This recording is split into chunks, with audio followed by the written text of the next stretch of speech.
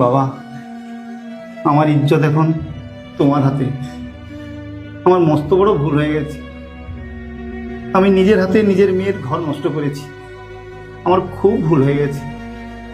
তুমি মেয়েটাকে রেখে দাও আর আমাকে ক্ষমা করে দাও। কেন বাবা, তুমি তো সেদিন অনেক বড় ডিসিশন নিয়ে এখান থেকে বেরিয়ে গেছিলে না? তোমাদের অনেক ইজ্জত। তুমি তো বলেছিলে যে এই ভিটে তার পাই রাখবে না। আমাদের নাকি চলাফেরা ভালো না, আমাদের নাকি ঘর বাঞ্জারখানা, নোংরার ঘর নাকি আমাদের। এখানে নাকি আপনার মেয়ে সুখে নেই। তাই তো আপনি আপনার মেয়েকে আমার কাছ থেকে নিয়ে চলে গেছিলেন, তাই না?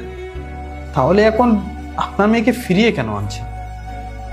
আর আপনিই বা কেন হাত জোড়ো করছেন আমার কাছে? সেদিন খুব ভুল হয়ে গেছে বাবা। শ্রুতি, চুপচাপ এখানে দাঁড়াও। এই ড্রেস পরে তুমি কোথাও যেতে পারবে না।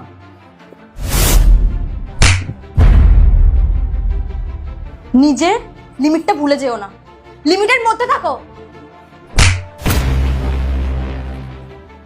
তুমি তোমার লিমিটে থাকো, ঠিক আছে? জামাই, নিজের অকাতের মধ্যে থাকো। তুমি আমার সামনে দাঁড়িয়ে আমার মেয়েকে থাপ্পড় মারছো? তোমার সাহস তো কম নয়। তুমি জানো আমি তোমার কি করতে পারি? কেমন নির্লজ্জ বাবা আপনি! নিজের সামনে দাঁড়িয়ে নিজের মেয়ে তার স্বামীকে অপমান করছে, তাকে চড় মারছে, আর আপনি বাবা হয়ে নিজের মেয়ে সাপোর্ট নিচ্ছেন।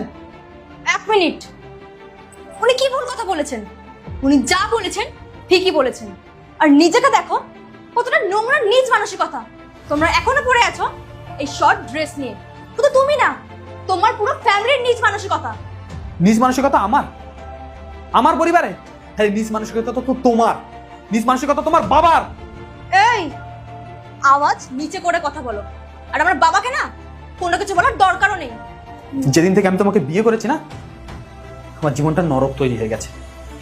আমার সব থেকে বড় ভুল ছিল যে তোমাকে আমি বিয়ে করেছি। আর কি লাগিয়ে রেখেছেন? আমার মেয়েকে আমি এই কারণে পাঠাইনি, ওই কারণে পাঠাইনি। আরে আপনার মেয়েকে বিয়ে করার পর থেকে না আমি একটা দিনও সুখ পাইনি। জ্যান্ত মেরে রেখেছে আমাকে, এই বাড়িটাকে না শ্মশান ঘাট বানিয়ে রেখেছে।